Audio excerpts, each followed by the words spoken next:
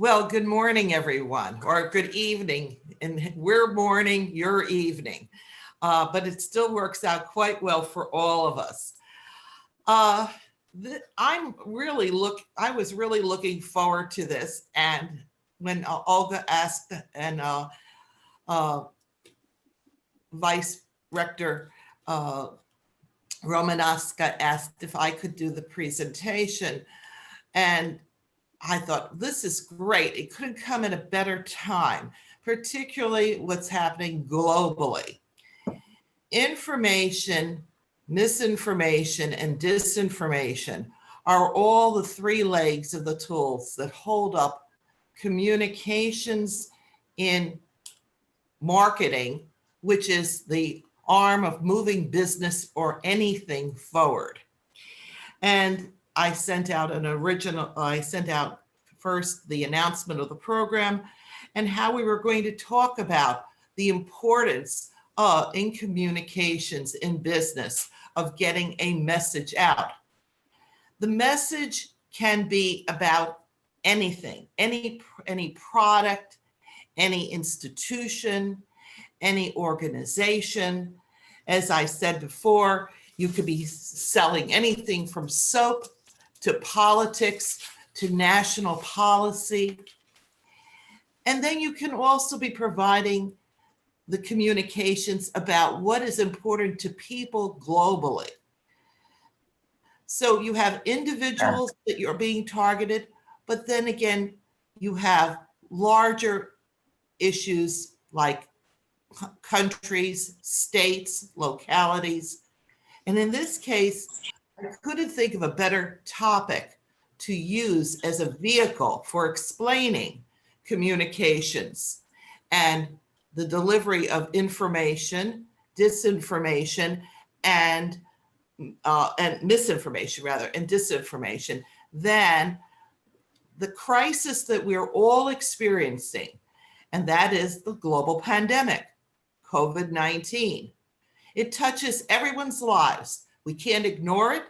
There isn't anyone that can say, well, I don't want to participate or I'm not interested. You may not be individually interested, but it will touch your life one way or another. So with that, I decided that it was important to look at how we communicate and what communication is to all of us. I thought about a movie that I saw a number of years ago with Tom Hanks, and it was called Castaway. Castaway was about an executive flying for FedEx, a global delivery service, a service that delivers communications, a service that delivers product, a service that was binding the global business process. In other words, everything, FedEx went everywhere. Just like DHL and others, but FedEx was a big one. That was the vehicle for the story. He was on a flight, the plane went down, he was a sole survivor. He survived on the island, but he was alone. A business executive for a major communication and just marketing the arm that delivers the products, and he was alone. But he wasn't alone. He couldn't be alone because human beings are communication animals. Human beings must communicate. If we don't communicate, we shrivel up and we just die. So everything in our lives revolves around information, communication, and how it is received and how it is delivered. And if it's not coming in from the outside, then we create something which we can relate to. And it so happened that on the plane, the other survivor was a basketball. It was Wilson ball, and it said Wilson on the other side. Brand new ball. And so what happened was he ended up calling the ball, making a face on the side of the ball and calling it Wilson. He had to do that. He had to have something to communicate to, with, about his feelings, his fears, his thoughts. Next slide. And so what we had was, he had already written about his fears because he knew he was later on, he was already 1,500 days on the island. They had long since back in civilization given him up for loss. And he wrote on it that he was loving his wife and he'd never see her again. So we have communication, even when he had no hopes of going further, living further. So he finally made an effort and he escaped and his isolation, and by chance he was saved. And so let's see. So that was one aspect of communication. And what we're going to look at is communication more managed, more controlled. And that kind of communication is where we as individuals manage our communication structure, our communication, how we deal with our communication. And we are all very familiar with what we all use daily. Without this, They can't see you. oh, excuse me, I'm sorry. I'm holding up my, forgive me, I can see me. I'm holding up my mobile. And before mobile, obviously everyone knew we had telephones, but the messaging that we had in life was dispersed. The messaging was structured through different elements. We had voice, we had telephone, we had text, we have email, and every kind of information now is merged on your mobile. Before they were all separate. So we've integrated all of this into one device that everyone uses. But how does that get used by everyone? It's constantly used by everyone. Because if you don't have your mobile with you, you yourself feel like you're the castaway. How many of us have left our home, our office, we're at a friend's house, and somehow we walk out without our mobile phone? As soon as you realize it, you rush back for it. You've left it in a different room. You rush back to where you've left it. So we are all tied to this information tool, which delivers everything that we get about any issue constantly throughout the day. Very different than pre-mobile. The pre-mobile was like the basic touch tone phone that we see here. So now, why would I bring up all of this only to come to talk about the pandemic, which is controlling everyone's life one way or another? Because I wanted to use the pandemic as the tool for the issue, the platform that deals with COVID-19, deals with the information about it, the misinformation about it, and the disinformation about it. Because it's the perfect example of something which is actually critical to everyone. We can't ignore it. No one is exempt from it. You can't be neutral about it. COVID is not an abstract idea or selling you a product. COVID is what it is. You don't choose it, it chooses you. Therefore, you have to deal with the information about it. Therefore, you must deal with the misinformation that is being presented. And of course, you are the person, the individual that suffers the fate of the disinformation about it. Therefore, we're all involved. We can't be even passive because we have to deal with the information. We have to, yes. Did you have a point, Paul? Yes, times have changed. When we went from individual communications tools, a television set in the living room, the telephone in the kitchen, the newspaper in the front room. Information was parsed and came at us slower. Now with mobile phones and the internet, the information is coming at us rapidly and from everywhere. And now it's critically important to be able to separate good information from misinformation, and especially from disinformation. And it's all there, immediate and worldwide, on your mobile phone. So in the pages that we sent out to you to in review of this, I pulled a quote from the hyperlink attached about American Progress Organization.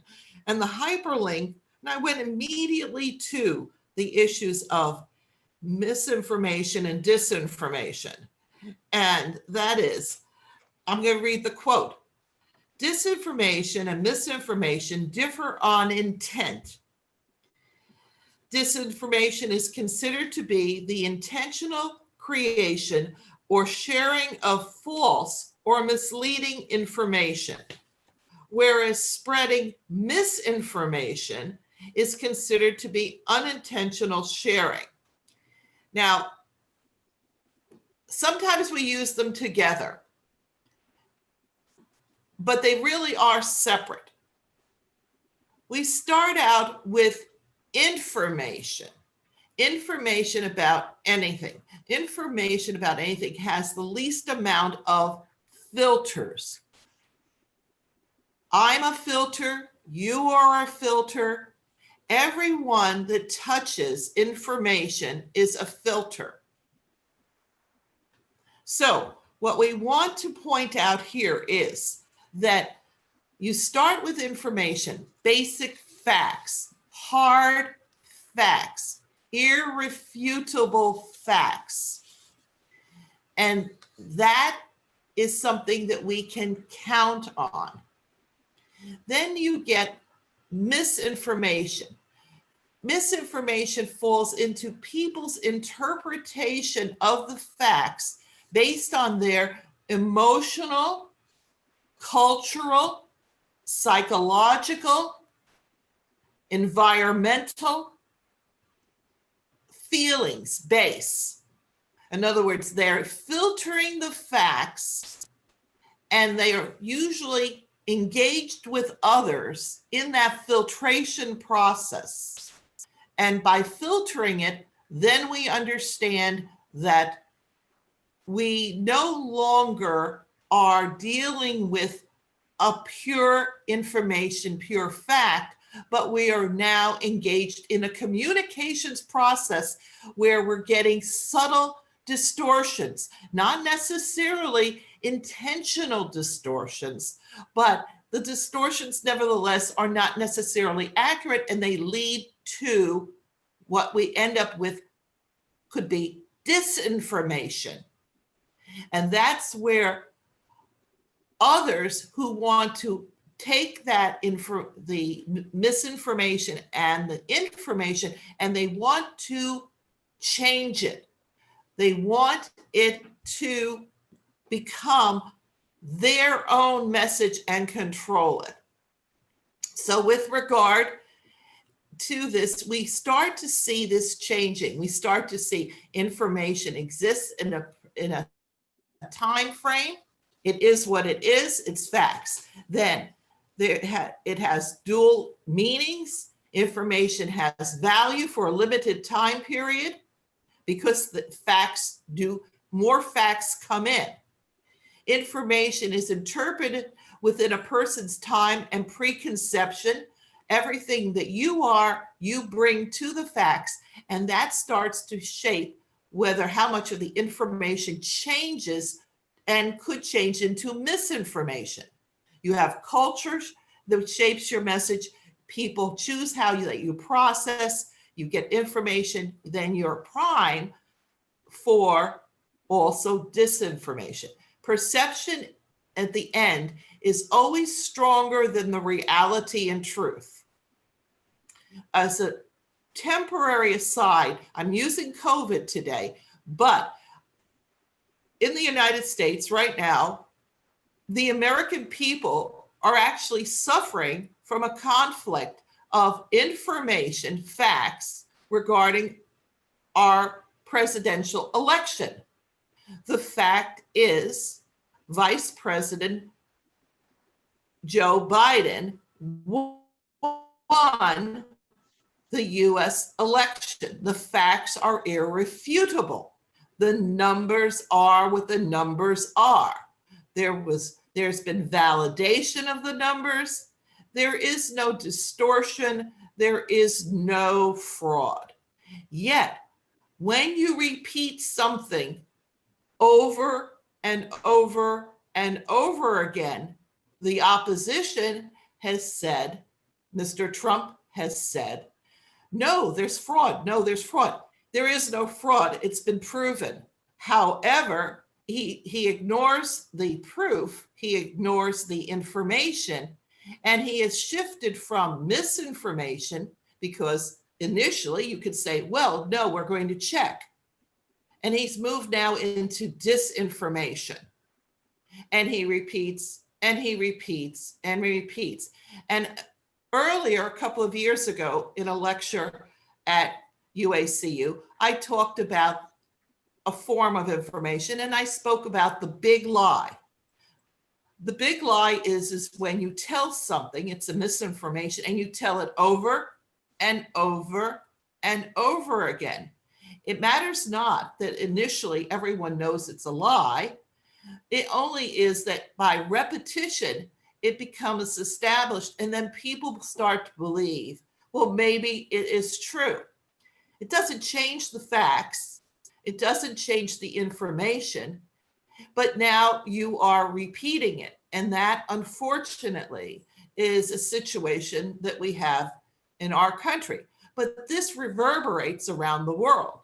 So people don't, if a leader, any leader of any country, repeats something that is a blatant lie, and you repeat it over and over and over, at some point, people who don't have the facts lose the information about the facts, and then they only end up with the lie and the disinformation. So The term in America when a leader speaks is bully pulpit, B-U-L-L-Y-P-U-L-P-I-T. Pulpit is where a preacher preached from. The bully pulpit is where you're speaking from a point of authority. And there are people who trust what is said by a leader. And if that's the end of it. The leader said it, and so it must be true. We just have to find the evidence to support it. So let's go back now to, again, using COVID. So we're not trying to be, okay, COVID. Hey, let's go out and have fun. Why not? We're exhausted. All of us are exhausted. Everyone is exhausted. Everybody, not just from the lockdowns, not just from the beginning of March, when everyone started to really say, oh my God, what's happening?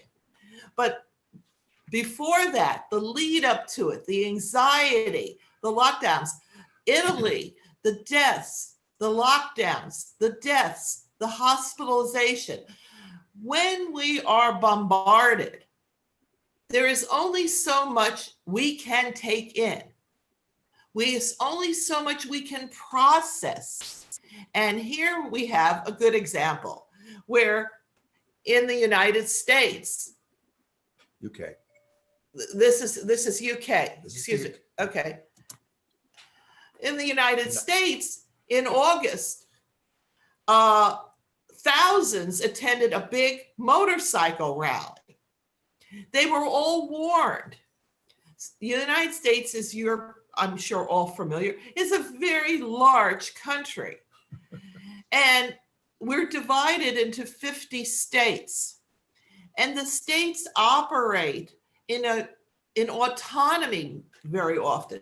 It's why the country's called the United States. It's not monolithic in that we are necessarily all working off the same page, the same script. It's been a constant source of conflict and tension, federal authority versus states' rights. And it goes back to the beginning of the United States. Now we could go down, we don't want to go off on that primrose path, but here we have the August Biker Rally in Sturgis, South Dakota.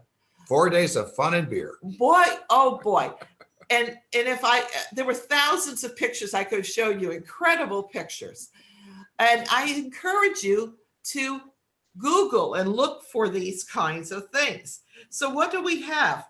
We have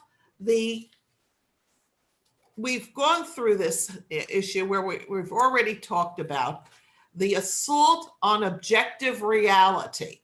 The assault on objective reality happens when misinformation is intentionally used to lead into disinformation. Okay, people in South Dakota were not at that time suffering from COVID-19. It was very small. South Dakota does not have a big population. South Dakota has a lot of space. So they did not have a lot of COVID. So they said, oh, you're all crazy. We don't have to pay attention, but we can have a big party and pull everybody together, as they did. And because they did that, they went ahead and they had the big party. And let's look at this graph quickly. What we see back in March. USA #1. Yeah, yeah, it's the only thing. What we see is back on March 20th, we see everybody at the starting out. And now you start to see the spikes, and you can follow it on your own and take a look at what happened. But what really happened with the United States, which is the green line, you start to see it rise and it rise. And just in August, you see this peak, this high peak in the middle, not the pink peak, but the high peak. And then you see, then it goes down right afterwards. And then a few weeks later, because of summer activities, getting together, things like Sturgis, lots of other activities, group activities. Now we get the huge spike that we got in November. University students. Okay, everybody going back to school and partying, and they just didn't pay attention. So where do you get your information? You get it through different sources, different medias. And how do you find out what is facts? And how do you find out what is misinformation? And how do you find out what is actual disinformation? In the States, we have our news channels. The news channels, everybody has gone into the business of verification, fact-checking, verification. And we can tell the difference between now what is innocent misinformation and what is manufactured disinformation. And so, as I mentioned about verification, in it, quote, inaccurate information spreads widely and at a speed and makes it more difficult for the public to identify verified facts and advice. Again, we get so much, it pours into us. It overfills our capacity to sort and discern.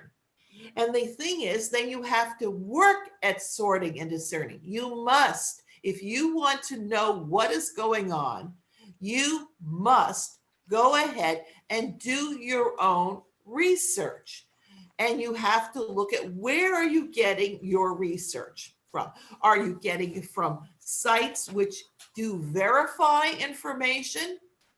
Or are you getting it from information? Are you getting misinformation from people who are repeating false information and are repeating actually created disinformation, the big lie?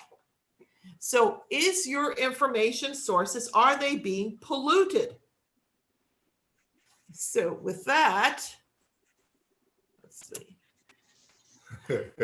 Back a few years ago, there was a TV show here in the States, which was really great fun. It was called Mythbusters. And Mythbusters would take any urban legend. And I'm sure if you're not familiar with the term urban legend, Google it. We don't have enough time to go into it. It's great fun. It's stories about why certain things happened or did they happen. And in one case, if, you know, what was the mythos? Tell the mint story, quick. Mint and soda bottle. Oh, one of there's a candy called Mento. It's a peppermint type candy, sweet, about the size of a large pill. And there was a theory that if you dropped a Mento into a bottle of Coca-Cola, it would explode. And so that was what they tested. And in actuality, it doesn't explode, but it does create a wonderful geyser of Coca-Cola shooting out of the top of the bottle. This is Mythbusters went and looked at what would be commonly called misinformation, exaggerations, but occasionally they would find myths, urban legends that were actually true. So here was just a show, entertainment, that used misinformation and some disinformation actually for entertainment purposes, which was, again, sort of great fun. It's on YouTube. Yeah, you can see these on YouTube. You know, I'm sure there's many more things that you have encountered. So information has value and real monetary value.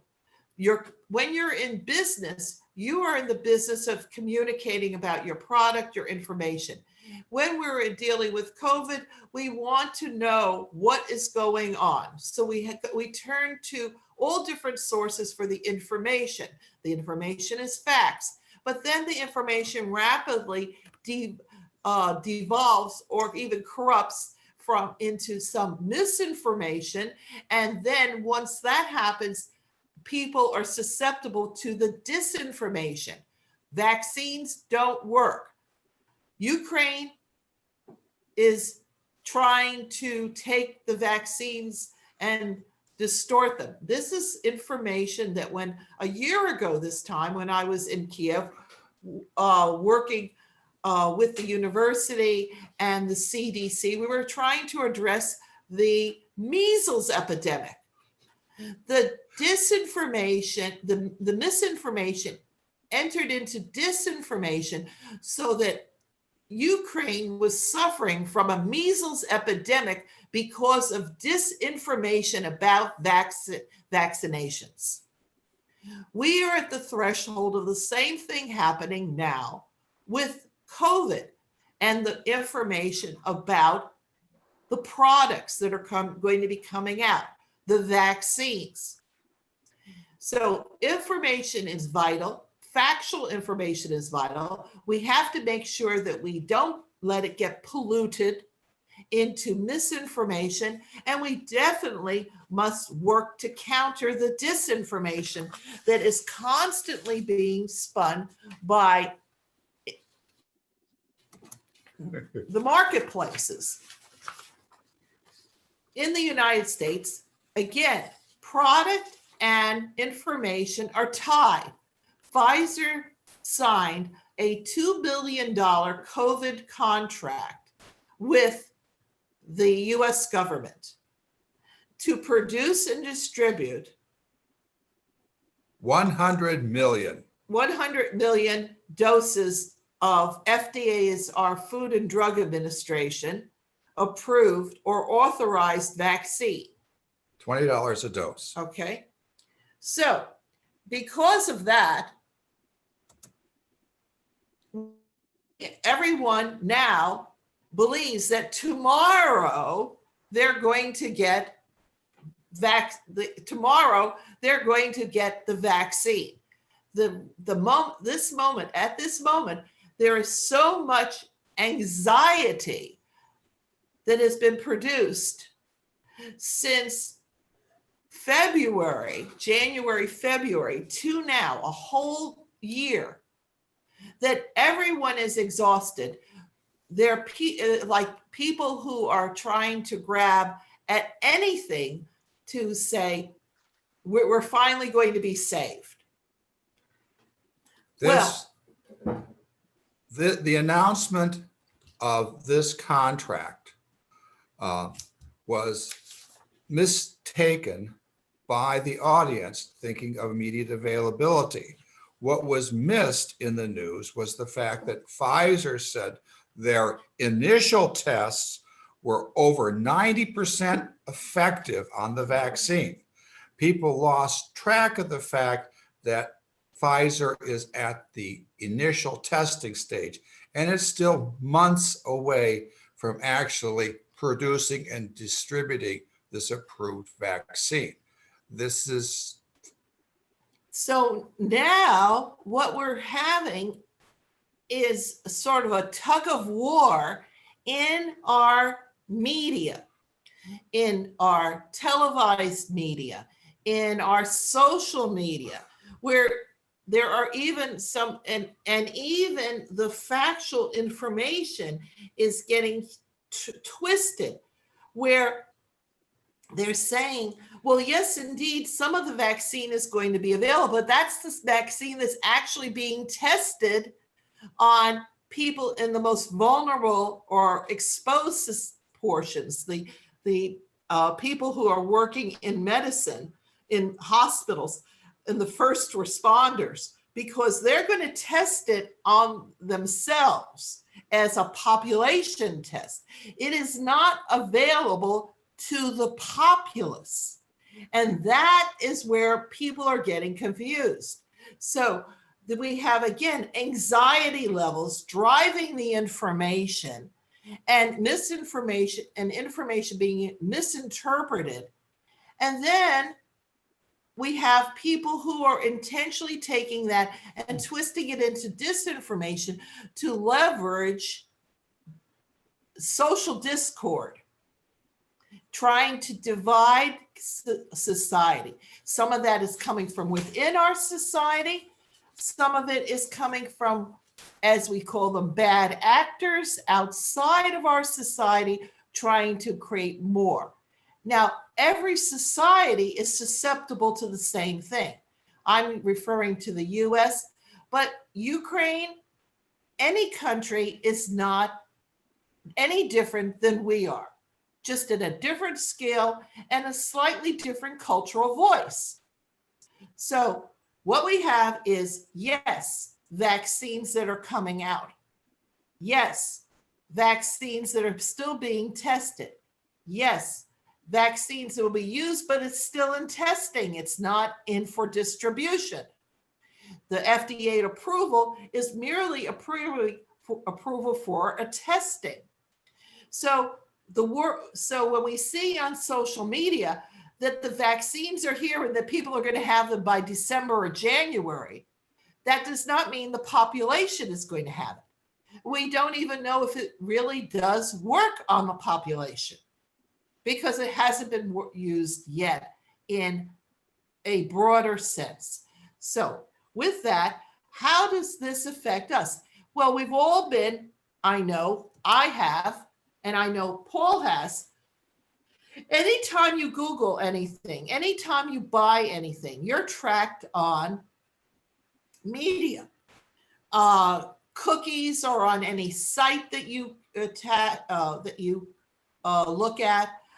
In the United States, you don't always have to click on accepting cookies. In Europe, you do, but it's a varying kind of structure where the bottom line is every time we use this wonderful tool that we have that we couldn't possibly really live without any longer, that you can't successfully go off the grid, as people say, because there's too much of our lives intertwined, too much of our communications intertwined.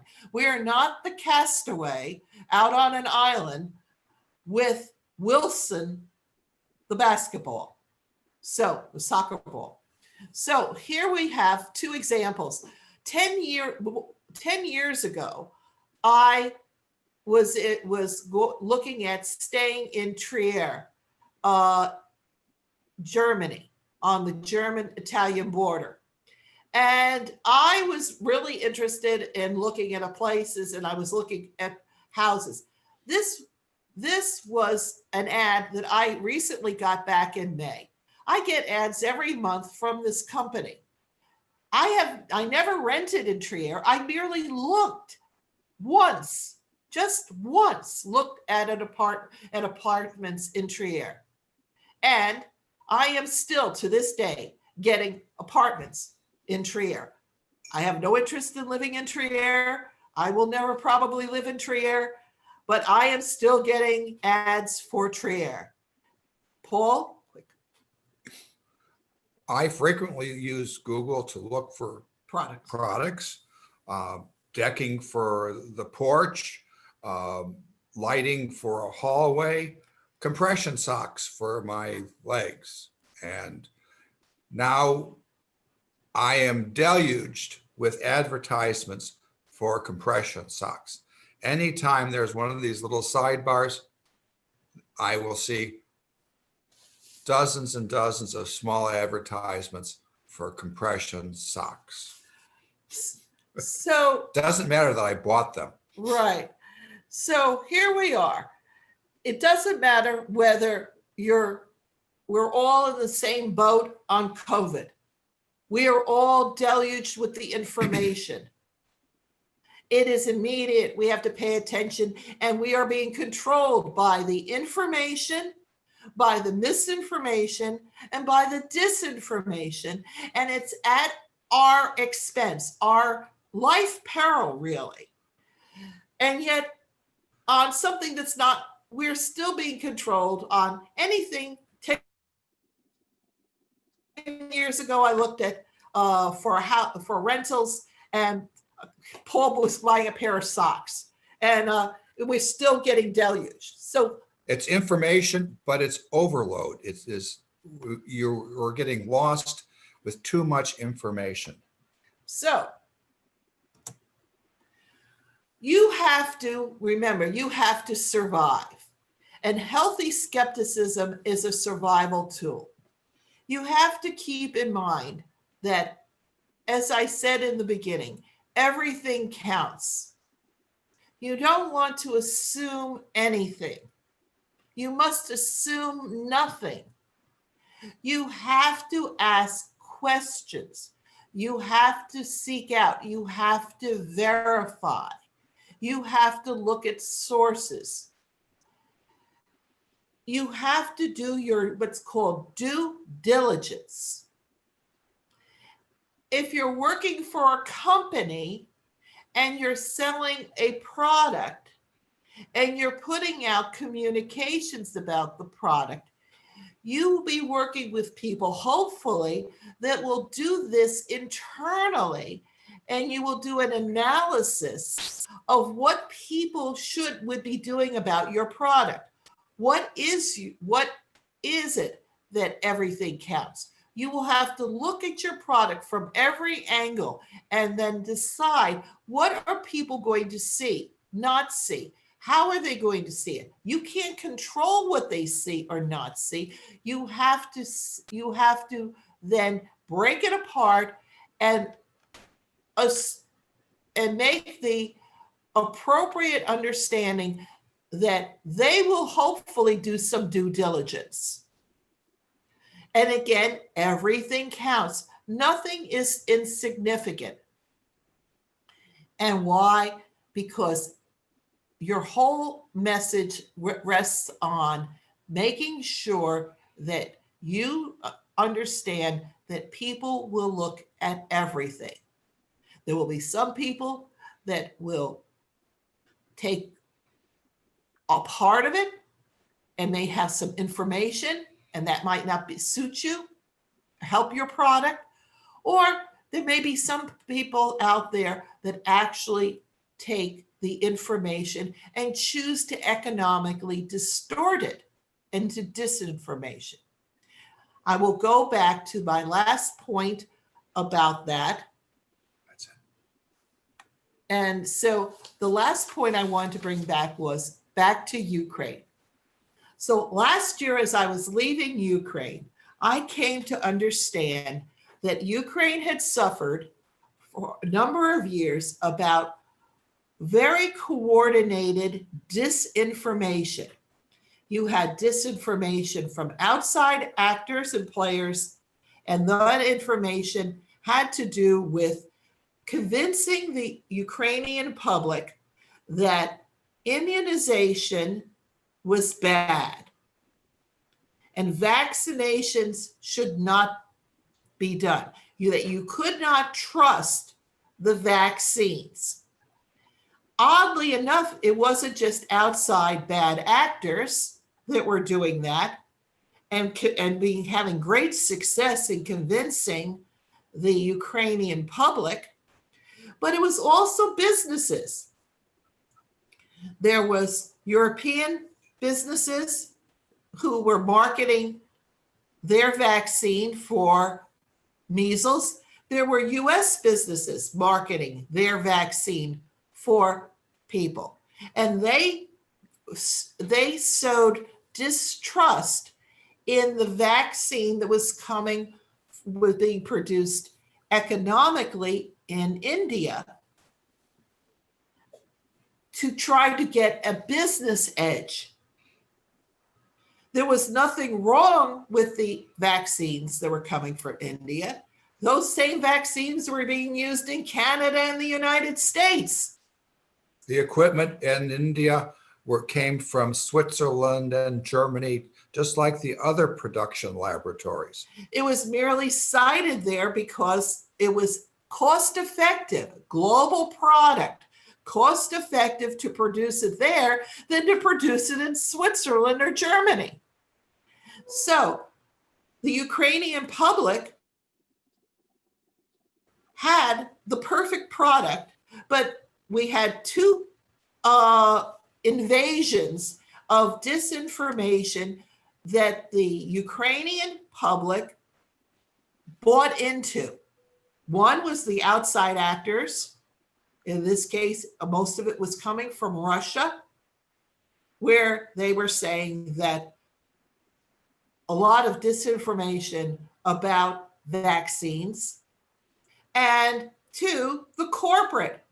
The corporate wrote in the slipstream and they used that disinformation and they magnified it, saying, oh, the product isn't good, which was a lie.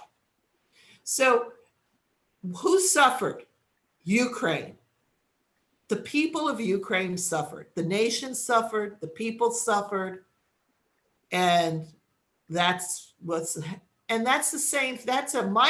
That is a very real situation that happened then. Okay, that's it. So a short summary might be that whether you're a person, a business, or a nation. There's misinformation out there that has to be corrected, disinformation that has to be countered, and information that has to be filtered. Because even though it is true, it may be old, it may be superfluous, and so everybody has to pay attention. Due diligence. Show part of the screen on back now. Now I don't, Olga, Yeah. I don't know if at this point we have time. If I didn't know if anyone, there's a lot of people. I don't know if there's anyone has a particular question or anything. If you would, we can use the last few minutes, and I'd welcome anyone to, after this program, to email me with your personal questions if you have them. I will be more than happy to get back to you. I'm sort of prompt. It won't be within 5 or 10 minutes, but I will spend a little time each day answering people's questions. So you don't have to ask immediately. You can let it simmer and think about it, hopefully a little bit. But does anyone have any questions now or anything that I can address with what we've just presented? Yeah, I have one question. So maybe I just skipped it. Maybe you've explained it before. So can you please explain deeper about everything counts statement? Like, can you explain this analogy, this metaphor, like deeply? Yes, I really appreciate that you asked that question. Thank you. Is your first name Arseni? Yeah. Okay, Arseni, great. I taught for many years, specifically communications and information structure and how you organize information. And part of doing that is when you're organizing information and you are trying to put it together to come up with a solution or answer a product, or you're doing problem solving. I had these two words, everything counts, in a sign over my desk. And I constantly used it, 15 years teaching college communications. What it means is nothing is insignificant. Every little piece of information, every little piece of observation, anything about the product or the message counts. You can't discount anything. You have to know who is your audience? What is the cultural basis? Historically, you could go back thousands of years and look at who are you trying to talk to? Where is this? Where the message is? Who is the message going to? Where are the people that you're trying to convince about the message? What are the issues that have built the society or the audience that you're trying to address? Who are they now? What else is happening in society?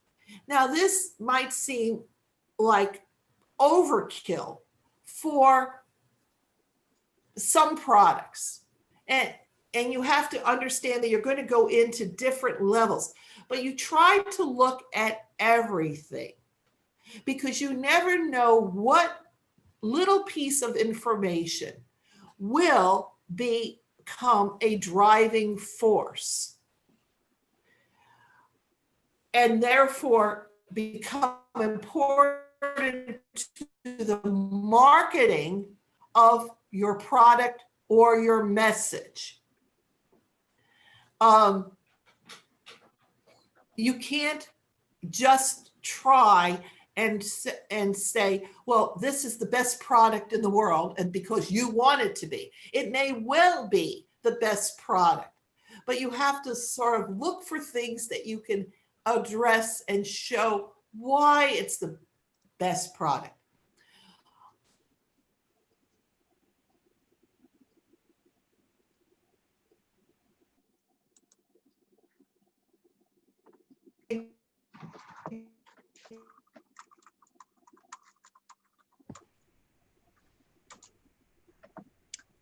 Can you Something wrong hear with the Elaine? connection, yeah. Mhm. Something is wrong with the sound. Okay, but I understood everything actually. Yeah, thank you. Yeah, I think the question was answered. That And Mark, that song was used to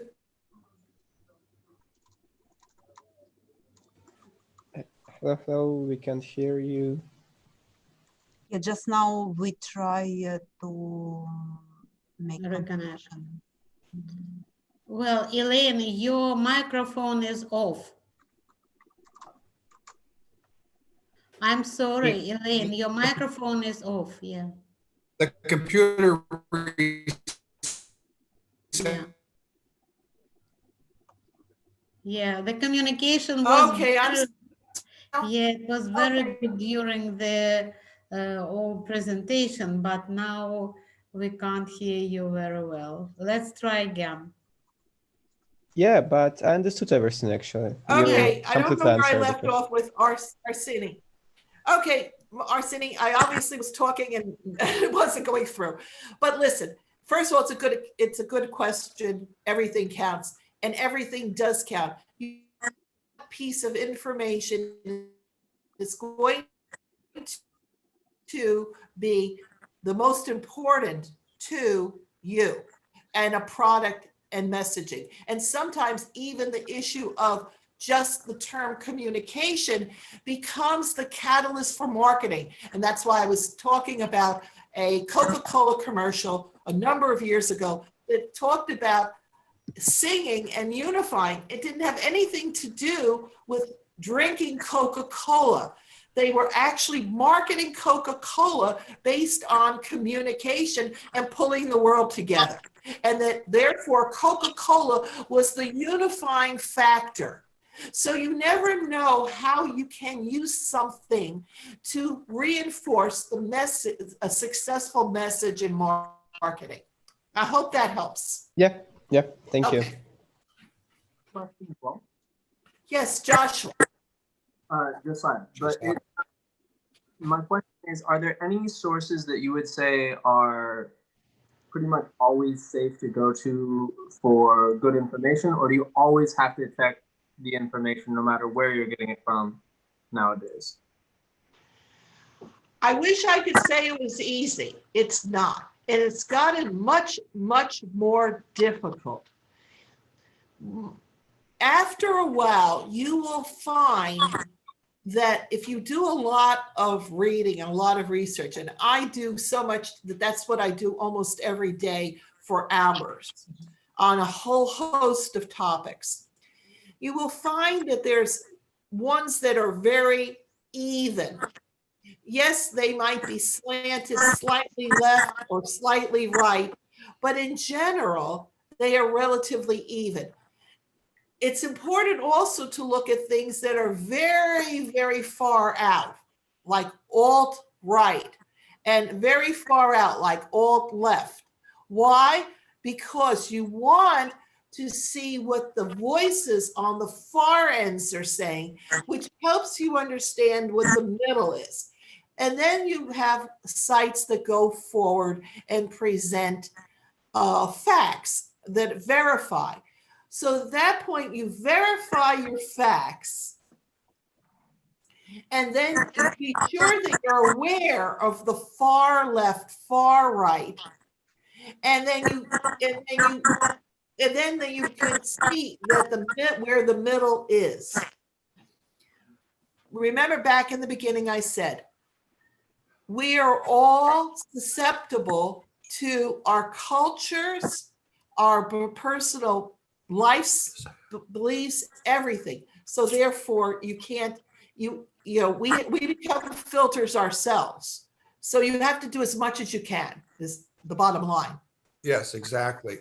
And every topic has a different set of go-tos in probably every country too. Depending on what I'm researching, I'm a supporter of Wikipedia.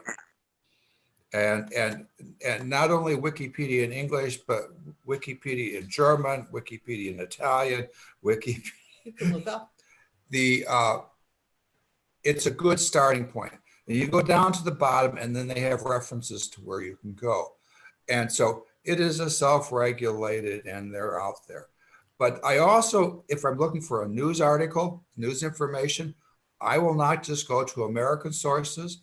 I will look at sources in the United Kingdom. I will look for sources in Germany. We again have lost you. Thank you so much, guys. Yeah, thanks for the lecture. Thank you. Thank you. Thank you. Bye. Thanks, man. Thank you. Bye. Bye. Thank you. Thank you.